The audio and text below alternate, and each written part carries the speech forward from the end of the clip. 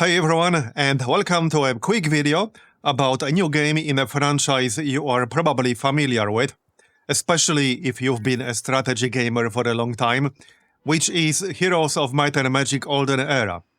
Now, before I say anything else, I want you to understand one thing, and I am speaking just for myself here, but I'm sure there are many people out there who share the same sentiment.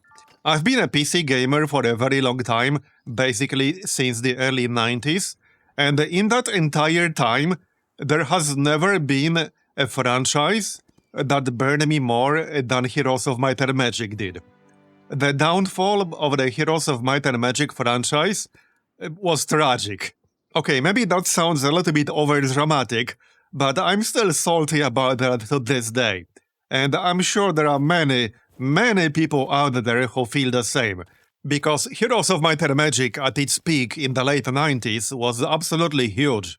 I mean, Heroes of Might and Magic 3, which was released in 1999, still has a huge following, a pretty active player base, and it has Horn of the Abyss, which is a huge mod. It's basically a fan-made expansion for Heroes of Might and Magic 3. So to say Olden Era has some big shoes to fill is like saying nothing. The expectations from the old-school Heroes of Might and Magic fans will be massive, which can definitely be a bit of a double-edged sword, because on one hand it means there will be a lot of eyes on this game, but on the other hand it means it will face a lot of scrutiny from the old-school Heroes fans.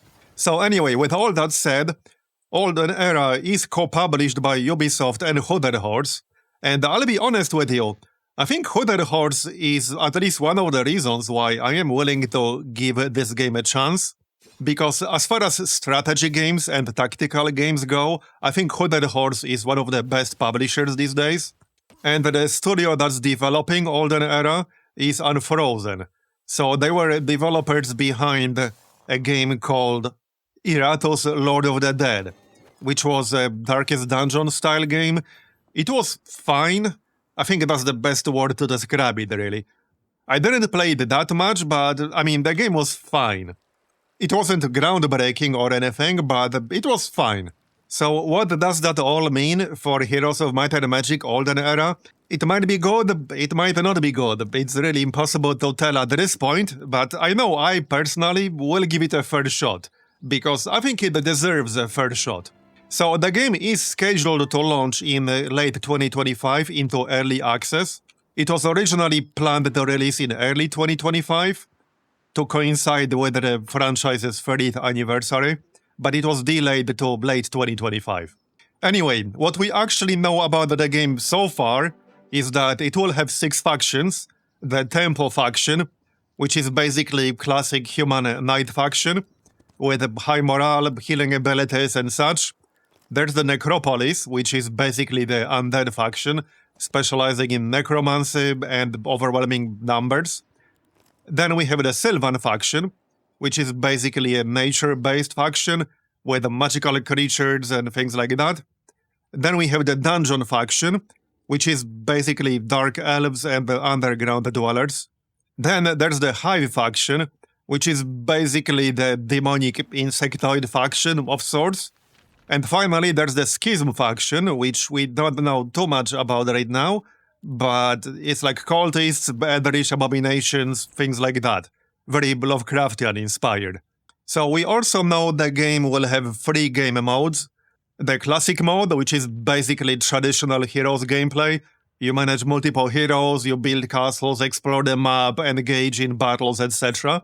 There's going to be the Single Hero mode, which is fairly self-explanatory. You control one hero, and you focus on his survival. If he dies, then it's game over. And there's the Arena mode, which is basically focused entirely on battles. You draft heroes, artifacts, skills, and your troops, and then engage in tactical battles.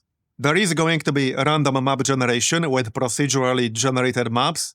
There is going to be a campaign with a non-linear story, supposedly, where you can make some choices that will affect the course of the campaign. There is going to be a map editor, and there is going to be multiplayer support with up to 8 players, with ranking systems, custom roles, leaderboards, etc. As far as actual gameplay mechanics go, we know there's going to be a sub-skill system, which is basically advanced hero customization system, which goes beyond the traditional skills. So each skill will have 5 sub-skills, and when you upgrade a skill to advanced level, you will get a choice of one of the 3. So for example, if you level up offense to advanced offense, you will get a choice of 3 different sub-skills, and you'll have to pick one of them. And then when you level it up to expert, you will get a choice of one of the 2 remaining sub-skills. So in the end, you get 2 out of 5 total. And every skill will work that way. They will also offer some synergies if you have some specific other skills. So one example I saw was careful planning for advanced logistics, where every day the hero saves up to 50 unused movement points for the next day. And this bonus is doubled if the hero knows arcane magic. We do also know there will be faction-specific skills, like necromancy for Necropolis. But on top of that, we also know that each hero class will have 2 different subclasses, which will require specific skills and sub-skills to be unlocked. So that does sound pretty interesting. Hopefully that does really mean there will be a lot of actual viable variety to builds. And anyone who played the strategy games enough knows that this is a pretty hard thing to achieve. Obviously, there will always be builds that stand out above the others, but the trick is to not make the gap between the best builds, the good builds, and just like the okay builds too big. If there's a huge gap between the absolute top builds and everything else, that kind of kills the variety, even if it technically exists. We also know both heroes and creatures will be able to use active abilities during combat, and we know there will be artifact sets. So you will get additional bonuses when multiple items in the same set are equipped. So obviously there will be tactical battles as always. I mean, that's one of the key features in the Heroes of Might and Magic. One of the things it's most known for.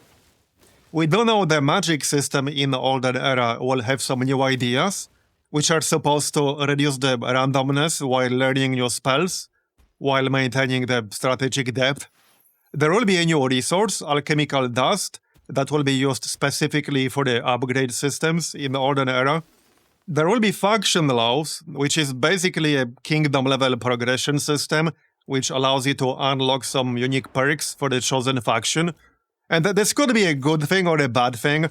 Again, anyone who played the strategy games for a long time knows that it can be hard to balance a system like this, because you might end up with a system where everyone just picks the same exact perks every single time they play, because it's just so much better than the other alternatives. And also, my concern with faction laws is that depending on how it's implemented, it might actually heavily incentivize monofaction play, which actually reduces your flexibility, not increases it. And neutral units always added strategic variety to the game in Heroes of Might and Magic. So if there are faction laws that discourage their use, that could actually be a bad thing for the game. But it could also be a great thing if it's implemented well. So it all boils down to how exactly this is going to be implemented. Anyway, I think that's it for the quick overview of the game systems and some of the important changes. We do know the game will initially be in early access, and the additional planned content includes more factions beyond the initial 6, expanded campaign, more multiplayer features for people who care about that, and also mod support. That last point is very important in my eyes. As far as I'm concerned, I am hoping that the game will return to the strategic depth of the older Heroes of Might and Magic games, while incorporating some of the modern improvements, especially in terms of UI and things like that. And hopefully it will have a strong mod support and proper modding tools to extend the longevity. It is definitely an ambitious project, and like I said at the start, it will have a lot of eyes on it, which could be a good thing or it could be a bad thing. It's a double-edged sword. Obviously, I do hope it will be good. I am very cautiously optimistic. because like I mentioned at the start, I already got burned by Heroes of Might and Magic like many of us did, but I'm sure we all hope this one will actually be good. I will definitely play it myself when it enters early access, and I will let you know here on the channel what I think about it when the time comes.